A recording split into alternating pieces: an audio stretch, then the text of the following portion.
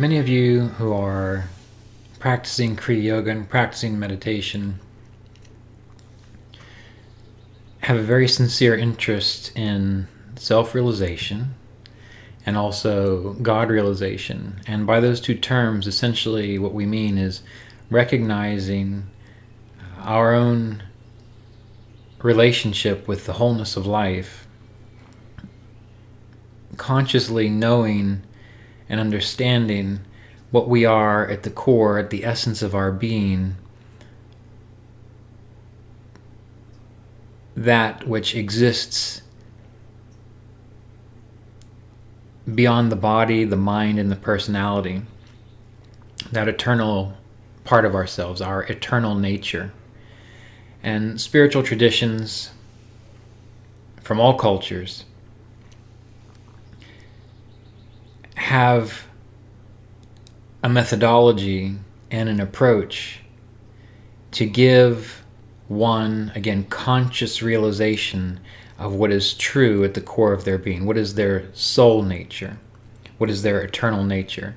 And many of you take this very seriously, and I know that based on the questions that you've sent me, as well as those individuals who are participating in the 2-year Kriya Yoga apprenticeship program. It's very good to see the number of, again, sincere practitioners of meditation and yoga. And we don't even have to limit it to that. It's sincere practitioners of those methodologies which allow us to know our true selves, and how that true self is a part of, related to, actually is the wholeness of life.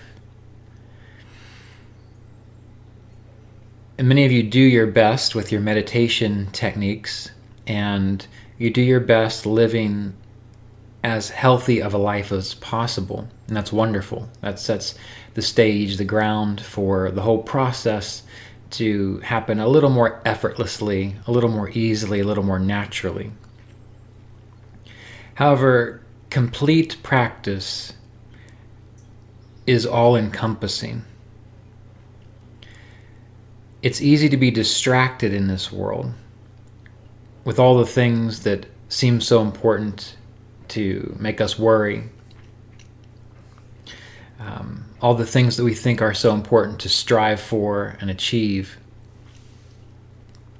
And again, it's perfectly fine to strive and to achieve and to perform your duty, to do your work within this world. The difficulty comes up when you end up making that striving a distraction, rather than something that is part of playing your role in this divine drama. It becomes something that you fixate on, that you define yourself through. And that can be anything. It can be work. It can be a definition of having so much money. It can be an ideal of health. It can be a particular hobby. It can be an idea around relationships. All of those things are external, and they can very easily become distractions. And for those of you who are so sincere about your spiritual path, about your self-realization, your God realization, your ability to meditate well, your ability to know what is true, to finally experience that what's described as the ultimate liberation of consciousness, kaivalya, the aloneness of seeing, you have to be very clear on what is required to accomplish that, to experience that, to realize that. I don't necessarily like to use the word accomplishment. I like to focus more on the idea of realization or revelation, because it's true. It's not something that you have to strive to achieve or make happen.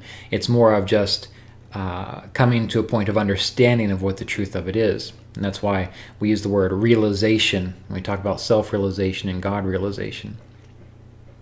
It's like, I am a human being, but I haven't really paid any attention to that my whole life, and then all of a sudden I realize, hey, wait a minute, I'm a human being. Well, the same is true for spiritual understanding. The things that are true, they've always been true. Part of this process is removing the obstacles to realize that truth.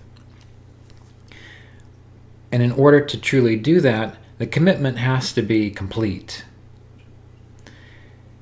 And one of the best ways to get a sense of what is required for that complete commitment, yes, meditating regularly is an ideal. It's part of the process, part of the exercise, the training grounds for learning to let go of your small sense of self to realize the true self, the actual you. Now, it doesn't mean you have to banish the small self. It doesn't mean you have to act silly and say, I'm not my mind, body, and personality. And anytime you can say it just to prove to people how spiritual you are. It's recognizing you're playing a role, but then internally you have a constant awareness of what is true. And in order to go all the way with your meditation practice and your Kriya yoga practice requires an uncompromising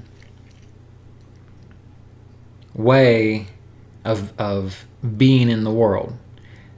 And we can relate this to when you've looked at or you've studied the lives of saints and sages and how they have responded to the world, what they have said.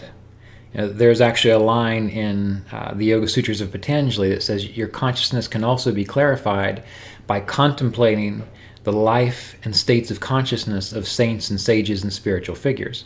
Because by doing that, you're getting a sense of what are they all about. And that contemplation helps to, in a way, decondition your mind such that you can also relate to that and recognize it. But that it's not enough just to stop there. You also have to begin to live and embody what you understand their state of consciousness to be. You got to feel it out, feel your way into it. And in books such as the Yoga Sutras of Patanjali and the Bhagavad Gita, again, these are the two main texts that we study in the Kriya Yoga Apprenticeship course. In year 1, we study the Bhagavad Gita. In year 2, we study the Yoga Sutras.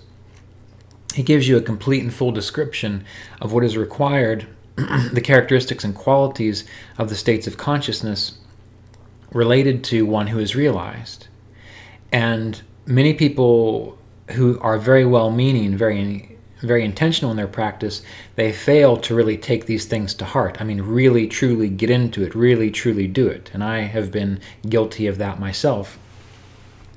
But when you are able to become aware of these qualities and characteristics and do whatever it takes to apply them in your life, to live them, to embody them, you are essentially creating the proper structure and form such that realization happens naturally and spontaneously. Just like you create the right environment for a garden and for your plants to grow, the right fertilizer, the right dirt, the right pH level, the right amount of sunshine, the garden grows. You just have to pull out the weeds every now and then.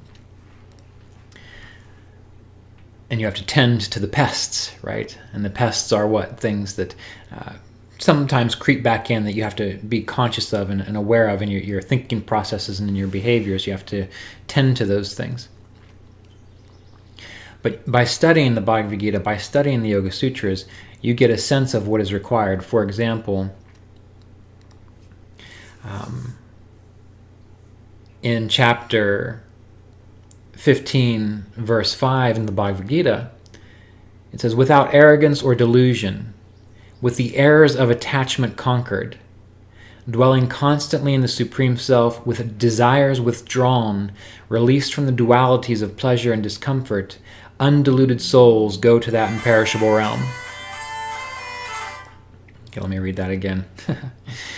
"Without arrogance or delusion, with the errors of attachment conquered, dwelling constantly in the Supreme Self, with the desires withdrawn, released from the dualities of pleasure and discomfort, undiluted souls go to that imperishable realm."